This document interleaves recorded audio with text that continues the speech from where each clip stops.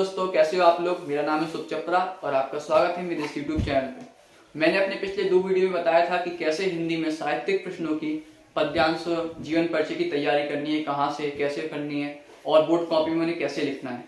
मैंने आप लोगों के कमेंट्स पढ़े और जिसमें आप लोगों ने कहा कि पीसीएम की वीडियो जल्द से जल्द बनाइए, तो इसलिए मैं आज आपके लिए पीसीएम की वीडियो लाया हूँ, जिसमें मैं आज आपको मैथ के बारे में बताऊंगा कि मैथ की तैयारी कैसे करनी है, और जो हिंदी के बाकी टॉपिक्स हैं उसकी वीडियो मैं बाद में कुछ दिनों बाद अपलोड कर दूंगा। तो आज के इस वीडियो में आपको बताऊंगा कि मैथ की तैयारी कैसे करें और जो बोर्ड के एग्जाम से पहले जो 1 महीना बचा है उसमें कैसे ज़्यादा से ज़्यादा पढ़ के, स्मार्टली पढ़ के 95+ मार्क्स स्कोर करें। तो स्टार्ट करते हैं। तो स्टेप बाय स्टेप चलेंगे। तो पहला स्टेप है कि जो भी हम चैप्टर्स पढ़ें उनके सारे जो हमारे कॉन्सेप्ट है वो क्लियर होने चाहिए।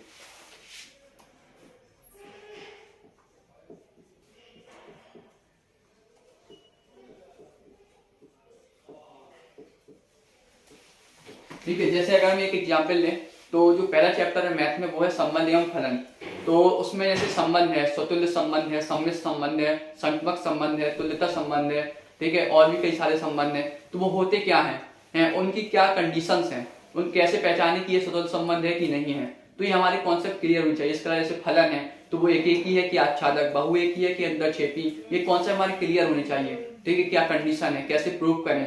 इसके अलावा जैसे प्रायिकता है, तो प्रायिकता में जो घटनाएं हो रही है वो स्वतंत्र है कि परतंत्र, ठीक है, इसको हम कैसे पहचानें। जैसे अगर क्वेश्चन आया तो हमें फॉर्मूला तो पता है स्वतंत्र घटनाओं का और परतंत्र घटनाओं का, लेकिन हमें पहले पहचानना होगा क्वेश्चन से कि जो क्वेश्चन में घटना है वो स्वतंत्र है कि परतंत्र। तो हमारे सारे कॉन्सेप्ट क्लियर होने चाहिए हर चैप्टर के, ठीक है, कि क्या वो टॉपिक है क्या और उसकी कंडीशंस क्या है। ठीक है, इसके बाद दूसरा स्टेप है कि हमें सारे फॉर्मूले याद होने चाहिए।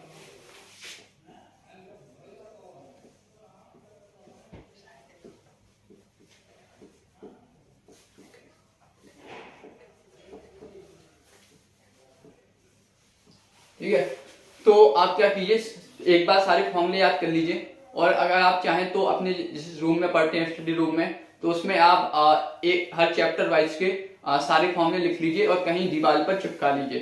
ठीक है, जिससे आपको क्या होगा, बार बार आप जब आपकी नजर जब उस पर जाएगी तो आप धीरे धीरे वो याद हो जाएंगे। इसके अलावा आप क्या कर सकते हैं, जैसे आप स्टडी नहीं कर रहे जिस टाइम, आप मान लीजिए कोई मॉर्निंग वॉक कर रहे हैं, इवनिंग वॉक कर रहे हैं, या फिर आप मतलब लेटे हैं, ऐसे ही मतलब कोई भी नॉर्मल काम कर रहे हैं, या ठीक है फ्री टाइम है आपके पास, तो उस टाइम पे आप क्या करिए कि आप जो फॉर्मूले आपने पढ़े हैं उस दिन वो आप ऐसे ही रिवाइज करते हैं, ऐसे बोलते रहिए।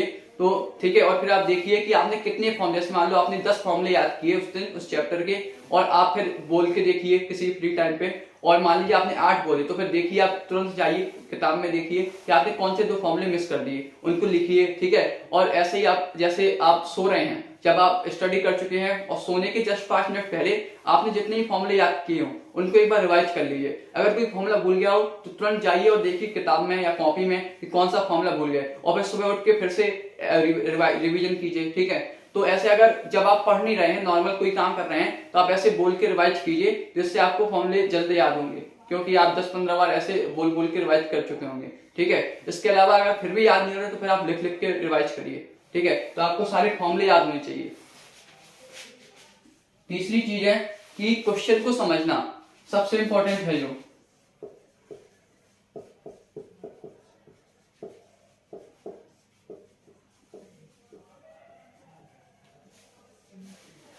हम पेपर में मेन गलती क्या करते हैं कि हमें ये समझ में नहीं आता कि क्वेश्चन आखिर पूछ क्या रहा है, और हम कभी कभी दूसरा फॉर्मूला लगा देते हैं। ठीक है, तो हमें ये समझ में आना चाहिए क्वेश्चन पूछ क्या रहा है और क्वेश्चन में क्या क्या दिया है।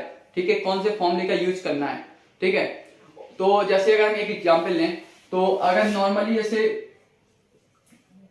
अगर जो सिंपल क्वेश्चन होगा उसमें ऐसा होता है कि आपको 2 चीजें दी हैं, ठीक है, और जिसके बारे में पूछा उसने उसका फॉर्मूले में वो 2 चीजें यूज होनी है, तो आपको सीधे फॉर्मूले में वो चीजें रखनी है और कैलकुलेशन करके निकाल लेना है।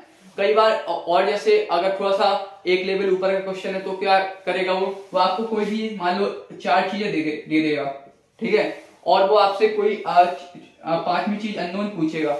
ठीक है, और जो फिर 5वीं का जो चीज है तो उसका जो है कोई एक फॉर्मूला होगा जिसमें जो है मान लो कोई 3 वेरिएबल ABC यूज होंगे। ठीक है। तो आपको 2 वेरिएबल इनमें से दिए होंगे, मतलब आपको क्वेश्चन में दिए होंगे। एक वेरिएबल उसको जो है वो उसका जो सीधे सीधे मान वैल्यू फॉर्मूले में नहीं दी होगी, तो आपको क्या करना होगा, जो बाकी 2 वैल्यू दी है क्वेश्चन में उसकी हेल्प से जो तीसरा वेरिएबल है, जो हमें तीसरा मतलब हमें पता नहीं है, जो हमें फॉर्मूले में यूज हो रहा है, उसको निकालना है। तो उसके लिए एक अलग से फॉर्मूला होगा।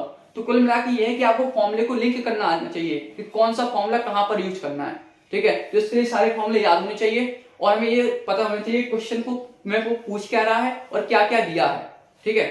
तो ये 3 चीजें हैं। इसके अलावा एक बार आप क्या कीजिएगा कि यूपी बोर्ड की वेबसाइट है यूपीएमएसपी, उस पे जाके आप अपना सिलेबस देख लीजिएगा कि क्या क्या कटा है और क्या क्या नहीं। क्योंकि जैसे हिंदी और इंग्लिश है उसमें ऐसा होता है कि सीधे सीधे चैप्टर कट जाते हैं, लेकिन फिजिक्स केमिस्ट्री मैथ में क्या होता है, चैप्टर नहीं कटता, उसके अंदर के टॉपिक कटते हैं। कई बार हम क्या करते हैं कि जो टॉपिक कट गए हैं हम उनको भी पढ़ लेते हैं, ठीक है।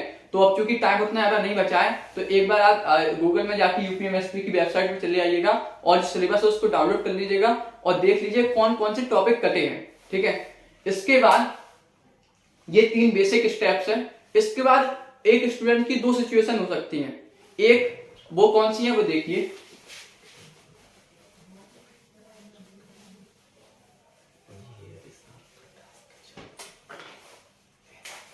एक सिचुएशन हो सकती है कि उसने मतलब साल भर अच्छे से पढ़ा है, ठीक है, उसके सारे कॉन्सेप्ट क्लियर हैं और सारे चैप्टर क्लियर हैं, एक बार रिवीजन भी कर चुका है, ठीक है।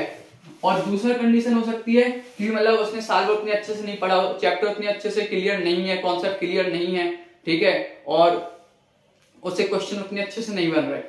तो इन दोनों के लिए अगले 1 महीने में कैसे पढ़ना है और ज्यादा से ज्यादा नंबर ला सकते हैं स्मार्टली, उसकी देख लीजिए उसको कैसे पढ़ना है। तो अगर वो ऐसा स्टूडेंट है, अगर मैं इसको ए दे दूं कि जिसने मतलब रिवीजन अच्छे से किया है, साल भर अच्छे से पढ़ा है, उसके सारे कॉन्सेप्ट क्लियर हैं, चैप्टर सही हैं, क्लियर हैं, तो आपको क्या करना है कि आपको जो चैप्टर्स हैं किताब से एग्जाम्पल्स लगा देने हैं, ठीक है। नॉर्मली हम क्या करते हैं कि हम एक्सरसाइज के क्वेश्चन तो लगा लेते हैं सब, लेकिन हम एग्जाम्पल्स को उतना ध्यान से नहीं देखते। लेकिन अगर आप बोर्ड के पेपर तो देखेंगे तो उसमें 40% के अराउंड एग्जाम्पल आते हैं, तो एग्जाम्पल बहुत इंपॉर्टेंट है, तो एग्जाम्पल जरूर लगा लीजिएगा, ठीक है। इसके बाद आपको क्या करना है, जो भी आपके जो वीक टॉपिक हो,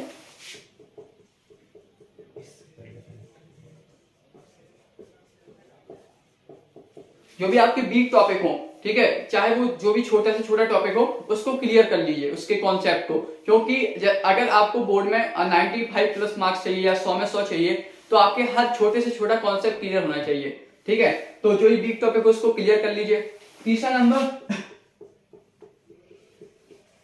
अगर आप देखेंगे तो हर चैप्टर के एंड में एक विविध प्रश्नावली होती है, तो उसके क्वेश्चंस भी लगा लीजिए, क्योंकि उसमें अगर जो आपने पूरे चैप्टर में क्वेश्चंस लगाए हैं उन सबका मिक्सचर होता है, और कई बार बोर्ड में 2-3 क्वेश्चन सीधे विविध प्रश्नावली से पूछ लेते हैं, तो विविध प्रश्नावली का रिवीजन भी कर लीजिएगा। इसके बाद आपको क्या करना है, मॉडल पेपर के एमसीक्यू का रिवीजन कर लेना है।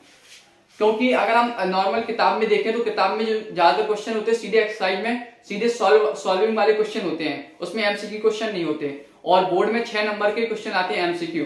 तो कभी कभी क्या होता है कि 1-2 क्वेश्चन बोर्ड में ऐसे पूछ लेते हैं कि जो कॉन्सेप्ट वाइज होते हैं, या जो हमने नॉर्मली हम नहीं पढ़ते, या उसमें कुछ अलग यूज होता है, कुछ डिफरेंट ट्रिक टाइप की यूज होती है।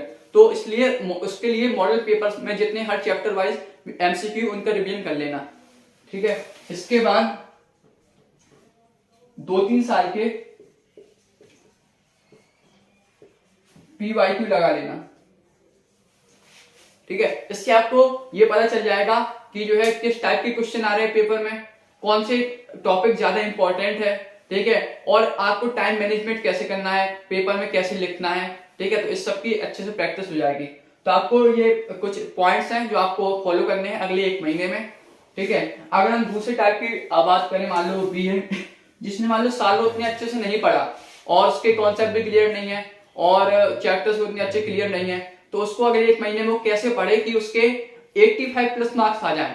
तो उसके लिए यह है कि आप चूंकि जो है मैथ का अगर सिलेबस देखें तो 13 चैप्टर है और हर चैप्टर में 8-9 एक्सरसाइज है, तो 1 महीने में पूरा सिलेबस कंप्लीट करना, पूरा रिवीजन करना वो बहुत मुश्किल है। तो आप क्या कीजिए कि जो इंपॉर्टेंट चैप्टर हो, ठीक है, उनको पहले लगाइए, उनके क्वेश्चंस पहले कीजिए। तो आप इंपॉर्टेंट चैप्टर कौन से कैसे पता चलेंगे, तो आप क्या कीजिए, आप बुक में जाइए, बुक के स्टार्टिंग में डिस्क्रिप्शन में वो टॉपिक के नाम होते हैं, कौन से टॉपिक से कितने नंबर का आना है वो लिखा रहता है। जैसे अगर हम कलन की बात करें, कैलकुलस जो है जिसमें आपका समाकलन, अवकलन, अवकल समीकरण ये सब आता है, उनके अनुप्रयोग ये सब आता है, वो आपका आता है 44 नंबर का, 44 अंक का आता है, सबसे इंपॉर्टेंट टॉपिक है। तो आप सबसे पहले इसका रिवीजन कीजिए, ठीक है। इसके बाद आप प्रायिकता का रिवीजन कीजिए, जो कि आपका लास्ट चैप्टर है, इससे आपका 10 नंबर का आता है, ठीक है। इसके बाद आप क्या कीजिए कि एक चैप्टर है रैखिक प्रोग्रामिंग, 12वां चैप्टर है, इससे 6 नंबर का आता है। और जो ये चैप्टर है इसमें सिर्फ 2-3 टाइप के क्वेश्चन है और 2 एक्सरसाइज हैं, और ये जो है चैप्टर आराम से 2-3 घंटे में कंप्लीट हो जाएगा।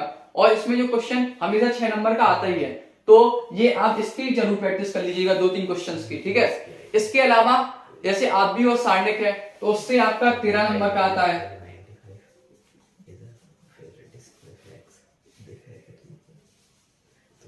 अगर आव्यूह और सारणिक में भी हम बात करें, कुछ ऐसे टॉपिक्स हैं जिनसे ज्यादातर क्वेश्चन पूछे जाते हैं। जैसे अगर सारणिक में बात करें तो सिद्ध करने वाले क्वेश्चन बहुत पूछते हैं, तो एक सारणिक है उसकी वैल्यू 4 ABC सिद्ध करो। इसके अलावा जैसे 3 समीकरण है रैखिक, for example x + y + z = 3 और 2x + 4y + 3z = 6, 4x + 2y + 5z = 11। तो ये 3 समीकरण है, इसको आप जो है सारणिक की सहायता से, जो विधियां है उसकी सहायता से सॉल्व करना। तो इस तरह के क्वेश्चन आपको, जो लॉन्ग क्वेश्चन है 8 नंबर के, 8 नंबर के क्वेश्चन में इसी तरह के क्वेश्चन आते हैं, ठीक है। और इसकी कुछ नहीं है, इसकी सिर्फ स्टेप आपको अगर पता होंगे तो नॉर्मल कैलकुलेशन है, ठीक है। ऐसी आव्यूह में जो प्रारंभिक रूपांतरण से जो इनवर्स निकालते हैं वो एक क्वेश्चन जरूर आता है। तो आव्यूह और सारणिक में भी अगर आप देखेंगे कुछ टॉपिक ऐसे हैं जिनसे हमेशा क्वेश्चन आते हैं, इंपॉर्टेंट है। अब ये टॉपिक कैसे पता चलेंगे, तो आपको क्या करना है, पिछले 2-3 साल के PYQ लेने हैं और उसमें आपको ये देखना है कौन कौन कि किस चैप्टर से किस टाइप के क्वेश्चन आ रहे हैं, ठीक है।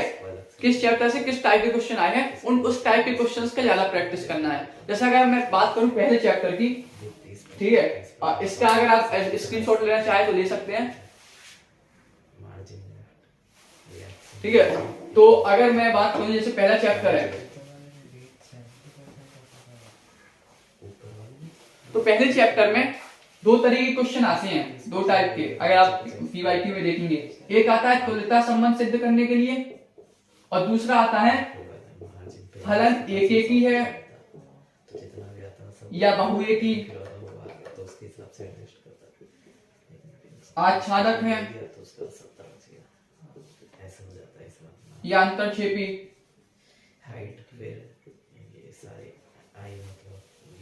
या अंतरक्षेपी।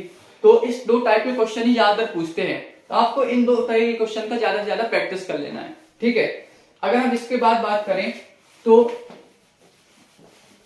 ये समझ में आ गया आपको, इंपॉर्टेंट चैप्टर हैं उनको पहले आपको कवर करना है, ठीक है, और जो इंपॉर्टेंट टॉपिक्स हैं उनको आपको ज्यादातर कवर करना है। इसके बाद आपको क्या करना है, जो भी एग्जाम्पल है आप क्या करिए, PYQ देखिए 2-3 साल के, और उसमें आप ये देख लीजिए कि कौन कौन से चैप्टर से एग्जाम्पल ज्यादा पूछते हैं, तो उन चैप्टर्स के एग्जाम्पल लगा लीजिए, ठीक है, इंपॉर्टेंट एग्जाम्पल लगा लीजिए।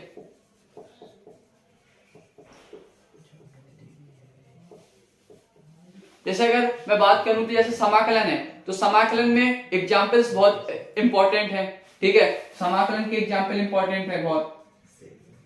इसके अलावा प्रायिकता के एग्जाम्पल बहुत इंपॉर्टेंट है,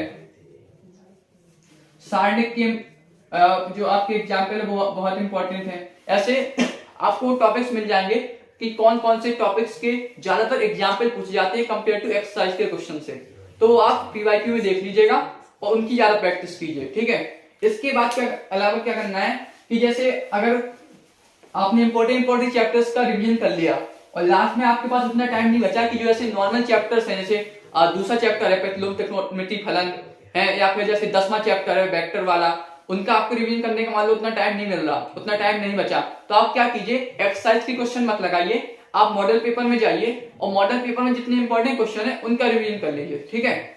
इसके बाद आपको क्या करना है कि चाहे आप ए हो या बी हो, दोनों के लिए जो कॉमन चीजें हैं वो ये है कि सबसे पहले तो यही कि आपको ये देखना है कि पीवाईक्यू में किस टाइप के क्वेश्चन आ रहे हैं वो देख लेना है, उसकी ज्यादा आपको रिवीजन करना है। इसके अलावा आपको वीकली टारगेट करके पढ़ना है।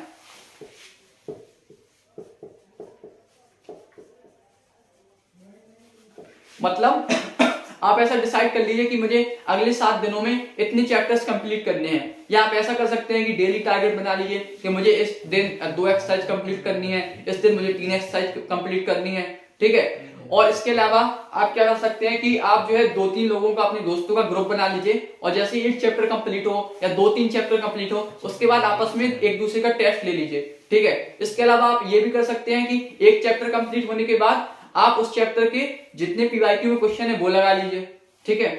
और इसके बाद आपको जो है अभी अगले 1 महीने है, तो आपको अभी अगले 10-15 दिन क्या करना है कि वो वीकली टाइम बना के पढ़ना है और 3 से 4 घंटे रोज मैथ लगानी है। देखिए मेन चीज अगर मैं मैथ में बात करूं तो रिवीजन होता है। आप जितना ज्यादा से ज्यादा रिवीजन करेंगे उतनी ज्यादा से ज्यादा आपके नंबर आएंगे और प्रैक्टिस अच्छी होगी, ठीक है।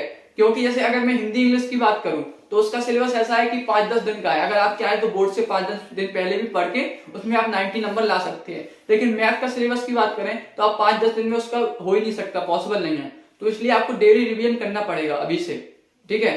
तो आप वीकली टारगेट बनाइए, और जो जैसे अगर आपका सिलेबस इतना अच्छे से कंप्लीट नहीं हुआ तो आप इंपॉर्टेंट जो चैप्टर्स है पहले वो देख लीजिए कहां से मिलेगा। आप जो बुक है उसके स्टार्टिंग में सब चैप्टर्स से कौन से कितने नंबर का आना है वो लिखा जाता है, उससे देख लीजिए, या फिर आप पीवाईक्यू में देख सकते हैं किस चैप्टर से ज्यादा क्वेश्चन आ रहे हैं, ठीक है। इसके अलावा इंपॉर्टेंट एग्जाम्पल लगा लीजिए। अगर आपका सिलेबस अच्छे से कंप्लीट हो गया है तो इसके बाद आप बुक के सारे एग्जाम्पल्स लगा लीजिए, विविध प्रश्नावली लगा लीजिए, ठीक है। मॉडल पेपर की एमसीक्यू प्रैक्टिस कर लीजिए और 2-3 साल की पीवाईक्यू लगा लीजिए। इसके अलावा आपको क्या करना है, जैसे अभी आप प्रैक्टिस अभी रिवीजन कर रहे हैं तो जो भी क्वेश्चन आपको ऐसा लगे कि जो बहुत मतलब अलग है या थोड़ा डिफिकल्ट है या इसमें कुछ अपनी तरफ से दिमाग लगाना पड़ रहा है, जैसे समाकलन है तो समाकलन में कई सारे ऐसे क्वेश्चन मिल जाएंगे जिसमें आपको अपनी तरफ से गुणा भाग करना पड़ता है ना, कुछ अलग ट्रिक लगाना पड़ता है कि इसमें किसको टी माने कि किसको सब्स्टिट्यूट करें, ठीक है। तो उस टाइप के क्वेश्चन को आप क्या करना, अभी जब आप लगाओ अगले 15-20 दिनों में तो उसको टिक कर लेना, ठीक है। इससे क्या होगा,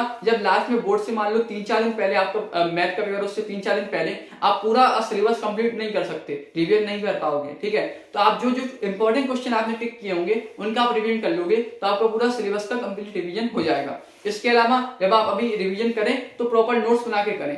मतलब जैसे हम नॉर्मली कभी भी क्या करते हैं कि जैसे एक चैप्टर हमने इस रफ में किया, अगला एक्सरसाइज हमने दूसरे रफ में की, तो इससे क्या होगा कि लास्ट में अगर कोई क्वेश्चन आपको नहीं बन रहा तो उसके नोट्स आपके पास नहीं होंगे प्रॉपर, तो फिर आपको प्रॉब्लम आएगी।